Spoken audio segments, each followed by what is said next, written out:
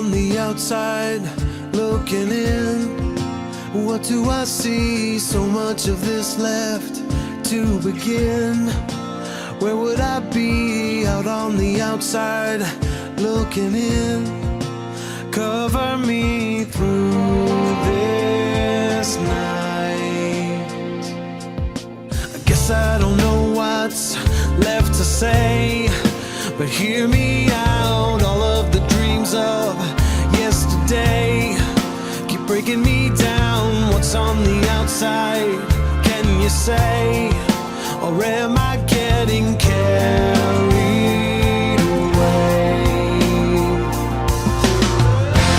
It's in your mind. So, as I said, our movie's a little longer, so we're going to race through things, but, you know, I want to briefly talk about this election. It was really difficult to find a current top priority survey. Most of them have been done quite a lot, early 2016, that time. But the economy has held the top position for some time. Immigration goes up and down, depending on media coverage, and of course, if we have a terrorist incident here, if we have a terrorist incident here, then it goes way up to the top, that kind of thing. And so that's what we've got. Now, what I thought you'd all enjoy, so I'm going to read it very quickly, is some of the Democrat stuff that I get, and one is called Brave New Films. This is what they're telling their supporters, why they need contributions. There are 27.3 million eligible Latino voters, and we have 6 months to make sure that on November 8th, these millions of voters are enthusiastic and ready to get out the vote. 3 reasons your contribution will make an impact. Our target audience knows us. Latino millennials make up about half of the eligible Latino voters. We resonate well with our target audience as we are known for taking on Latino issues. 33% of millennials find their news on social media, and 60% of millennial audiences no longer primarily watch live TV. Something for y'all to know. We reach millions online. In our shifting media landscape, we are creating optimized social media content ready for sharing and forging and forging strategic relationships with key social media influences. So they're wanting $3. That seems to be MoveOn wants 3, these guys want 3, etc. But that is one of their major pushes, is to get the Latino registered and enthusiastic and in voting. So there are your top issues, and as you can see, we have the economy taking number 1. This is we have terrorism as number 2, healthcare, government spending, income inequality, and then immigration. What you did not see in top issues are the bathroom laws. I want you all to get this. It wasn't on the list of priorities. We need to do as one candidate has suggested and leave this well enough alone. If left alone, not drawing attention to the issue as North Carolina has done, it most likely will straighten itself out. And just so you know, our very liberal neighbors to the north at the University of Toronto, they just reversed their transgender policy after 2 peeping Tom incidents took place in the locker room showers. Cameras coming under and going over the shower tops.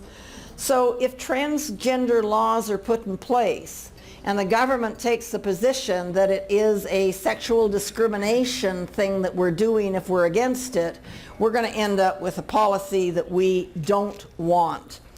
So let's focus on what we need to be focusing on to win the election. And to me, one of the major things that we need to focus on is the Supreme Court. So instead of bathrooms, let's focus on the Supreme Court. When you look at the ages of those folks, it's pretty evident that they are going to be out of there within the next 4 years, if not the next 8. And it's really what this election should be about. Now, if you go to Hillary's website, this is what she's talking about. She tells her supporters that if Republicans get in, they will appoint Supreme Court justices that will abolish all abortion things that are done under Roe v. Wade, et cetera, et cetera. What she doesn't tell them is what we object to are late-term abortions. We object to the idea that you can't resuscitate a baby that's born live and let it lie there on a table and die a horrible death. Those kinds of things. She's not telling them that. She's just telling everybody that we're going to repeal Roe v. Wade, which I think would be pretty darn impossible at this point. She's telling them under voting rights that Republicans are attacking people of color, low income, students and seniors, and requiring things like identification to vote. I mean, can you believe that we want ID to vote? This is just crazy. Marriage equality. Again, we had a 5-4 decision on that whole issue. And so she's saying that a change in the balance of power would reverse this decision, and I sure as heck hope it would. Campaign finance reform. What they want is to overturn Citizens United, but not contributions by labor unions or super PACs or things that way. Just Citizens United, that's the only one that they're against. And then under affordable health care, she of course says that conservative justice would reverse the prior decisions and repeal the Affordable Care Act. You know, possibly that'll happen. Possibly we can get something that will work, that will be better, that won't be having people. We have a friend in Colorado that's paying $1,000 a month, is it? Colorado. Single? Matt. Single man? Matt Rockwell. Didn't he? Health care. Yeah, it's over $1,000, single person in Colorado, you know. And you know, you're just going, wow. And then when you look at the executive actions, of course, she's telling her folks that if you put in a Republican and they appoint Supreme Court justices that are conservative, that executive order is going to be repealed and that those dreamers just aren't going to have full citizenship and that type of thing, equal citizenship. So, you know, this is what their thing is. What we've got to understand is we have a chance if we put in conservative Supreme Court justices that are not 90 years old, that we have a really good chance of controlling that Supreme Court for 20, 30 years. And it's certainly something that we should all be on board to do. And just think of what would happen to our Second Amendment rights to keep and bear arms under a Democratic president appointing liberal Supreme Court justices. So let's start really focusing on what this election is, what the importance of it is, and it's time to unite and win this election and stop all this other stuff that we got going on. So I'm going to go, as I said, this is, we're in a hurry tonight because of the length of the movie. So I'm going to go right into open mic time. So if there is anybody here that has something totally pressing that they'd like to talk about, that's great. I know right over there we have a lady with the initiative, the bathroom law initiative. Right over here if you'd like to sign it. And when we get to upcoming events, I'll tell you about the John Birch Society meeting that we have flyers on the table for. So is there anything else that I really need to, you know, that any of you need to talk about tonight? Cool. That's open mic. Thank you. Tom Horn wants to say 1 minute's worth of something. He has flyers on the table. I have flyers on the table. And I got flyers over there. Tom Horn is running for Congress again to replace Kathy McMorris Rogers. So do meet with him after. He has flyers. He's scattered them around the tables. He has them up on the other table. And important to get to know him. So we'll go to upcoming events. And Friday morning breakfast, this is Rob Chase's function. Rob's right over here, and he gets up and leads this thing at 7 o'clock every Friday morning. So you can see this Friday he has Senator Mike Padden, who will be giving an update. On the 20th he has Kurt Fackler back. Kurt's with the sort of Washington Exchange for ACA, that type of thing here in Washington. So he'll talk about the insurance industry. And you've got Mike Fagan. And guys, you've got little things on your tables for Mike. This guy needs all the support you can provide. If it's an email that says good job, if you can attend city council, anything that you can do for this man. He's sitting there at that city council as the lone, conservative person who gets bashed continually. And he's doing a heck of a job considering the situation. Then on May 27th, Elaine Willman is an author, and she'll be talking about the state of Indian reservations and the Bureau of Indian Affairs. So you pay $5, you get coffee and a donut, you get to wake up to some good stuff, and a great way to start your Friday. We have a Sustainable Preparedness Expo coming up this Sunday. So this is what your blue pieces of paper on your table are for, so you can be writing down where things are and what they are. So if you don't have a pen, there's some on the back table there. So Friday mornings are your Friday morning breakfast. This Sunday you have the Sustainable Preparedness Expo at the Expo Center, the fairgrounds. Everybody got that? And then the Spokane Constitutional Conservative Republicans meet on the last Monday of each month, except this month because it's Memorial Day. So they'll be meeting on May 23rd.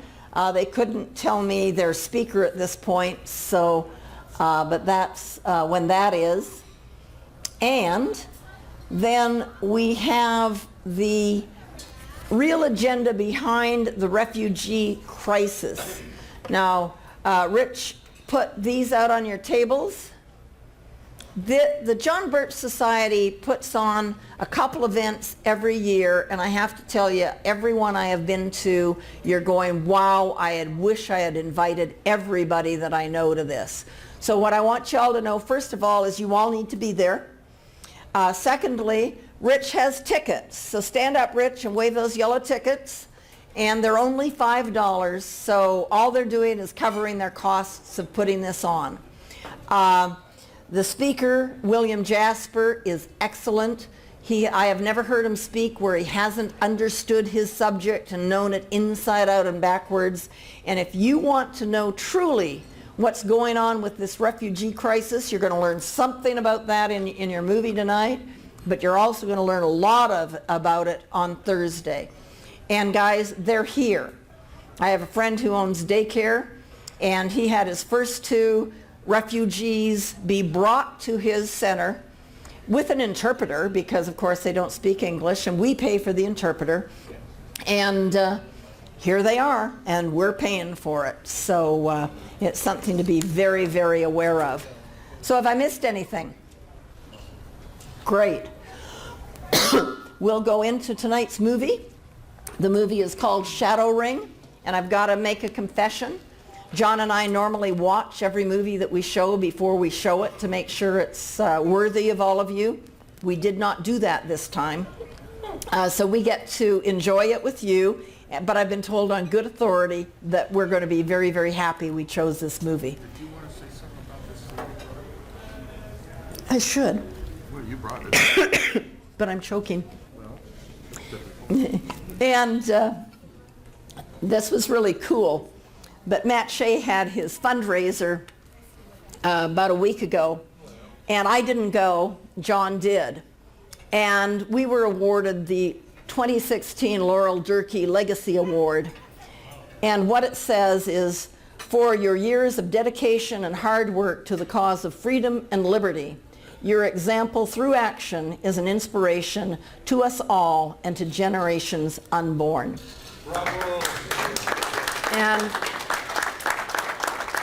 I told John if I had been there, I would have said, wow, to get the Laurel Durkee Award is especially important to me.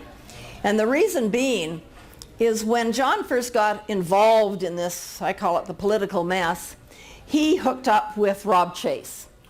And Rob sort of took him under his wing and introduced him to different people and took him to different events and things that way. And I can't tell you exactly where it was or when it was, but John came home and he said, I just met the most remarkable woman and you've just got to meet her. She's incredible. Her name is Laurel Durkee. And so to get the Laurel Durkee Award just is really special for us. And I thank Matt Shea for this recognition, and I thank all of you guys for supporting us. You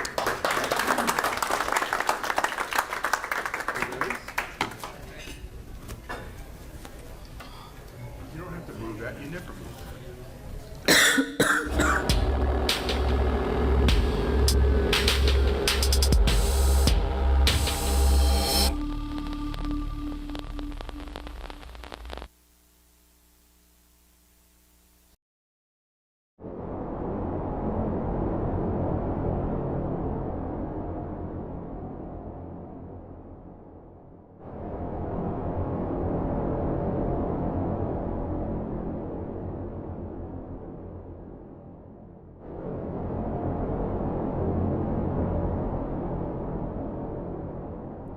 And that I will well and faithfully discharge that I will well and faithfully discharge the duties of the office the duties of the office on which I am about to enter. on which I am about to enter. So help me God. So help me God. Who runs America? I guess that's the $10,000 question, isn't it? Maybe it's the $10 billion question. We have a constitution. It's supposed to be representative, right? The people who actually run America are not our elected officials. And it's not even the President of the United States.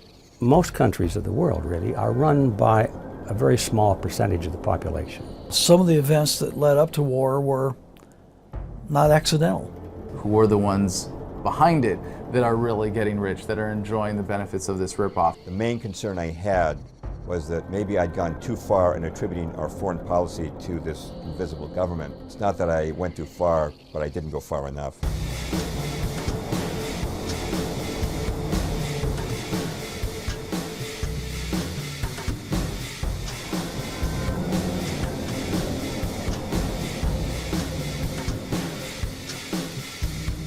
It's the golden rule. Those who have the gold rule, and they own all the gold.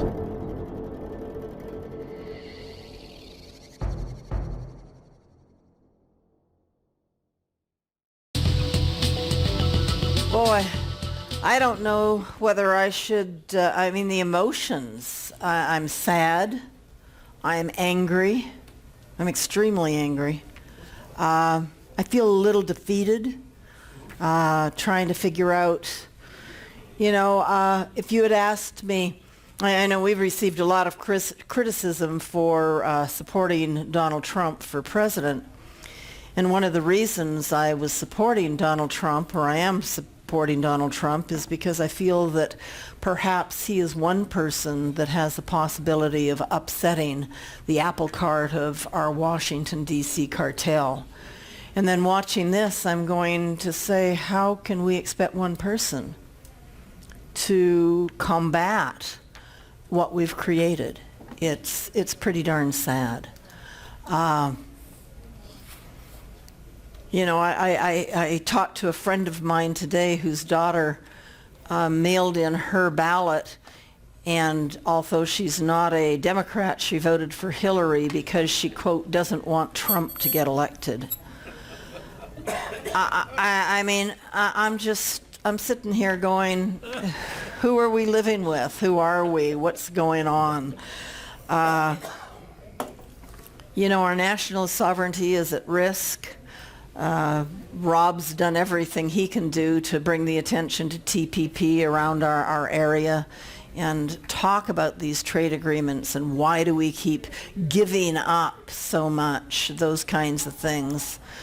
I look at my friends who support Ted Cruz, who thinks, he's the guy on the white horse, and yet for his chief financial advisor, he appoints Phil Gramm, and Phil Gramm was one of the authors of the legislation that basically cut the legs out of, replaced Glass-Steagall and allowed the banks to do what they're doing.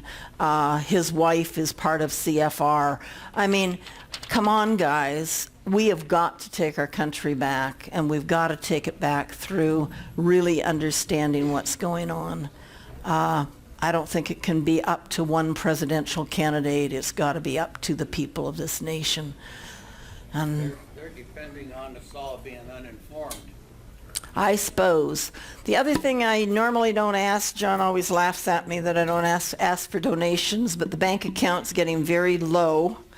Our email thing we get about $70 a month in donations.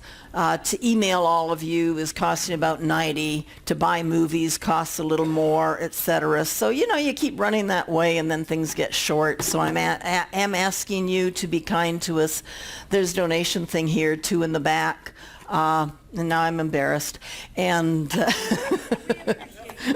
so anyway, it's just, I really am glad we showed this movie. I think we need to watch it about 3 more times. John, did you have something to say? Can I have 20 seconds for a Absolutely. But we require a microphone, and come on up here.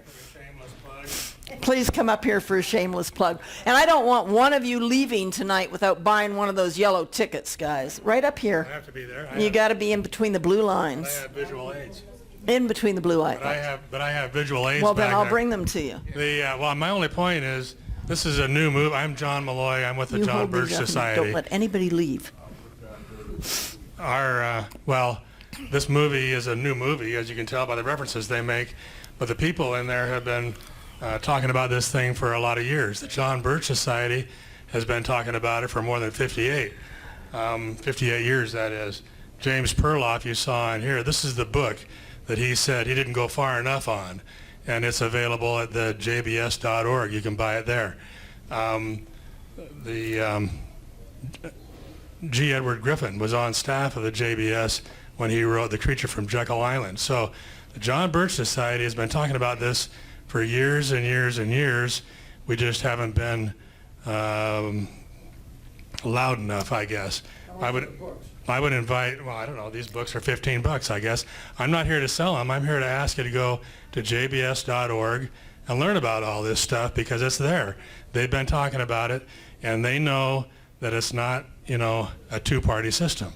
The establishment has developed a system that gives us the illusion of choice, but they control both parties. So it doesn't matter who, if it's Trump or if it's Hillary, they're going to surround themselves with CFR, which these people are talking about. So it's my opinion, and I think the JBS opinion, that we need to focus on Congress. We need to work on people like, is it Tom? Because we can meet him. We can strangle him if we have to.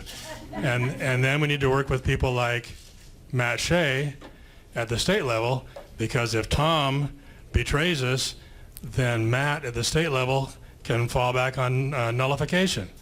And the states then can exert the authority that they have through the Constitution. The states created the feds, not vice versa. So if Matt Shea and his legislature don't like what Tom and his Congress have done, they can say, you can do what you want, Tom. We're going to ignore you. We're going to nullify it. That's more than 20 seconds. My point is, go look at jbs.org, see what you can learn, and you'll see a lot of these faces there. Great. And he's absolutely right. That's another visual aid. Can you hold up that other magazine right there? They've been talking about that magazine called Conspiracy is what these people are talking about, and that was written in 1997. Thanks. So I don't want any of you to leave tonight without buying your tickets to the JBS event on the 19th of May. It's a Thursday. And learn about the real agenda behind all this refugee crisis stuff. Good stuff. We have got to be informed. If you're not informed, how can you do anything about any of this? So thank you all.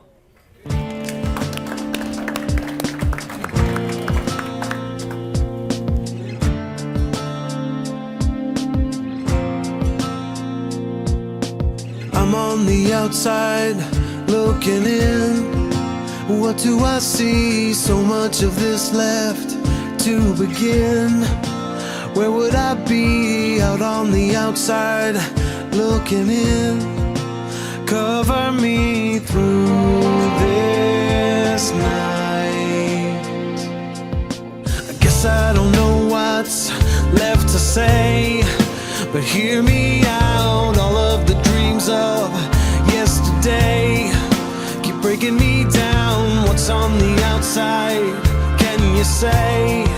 Or am I getting carried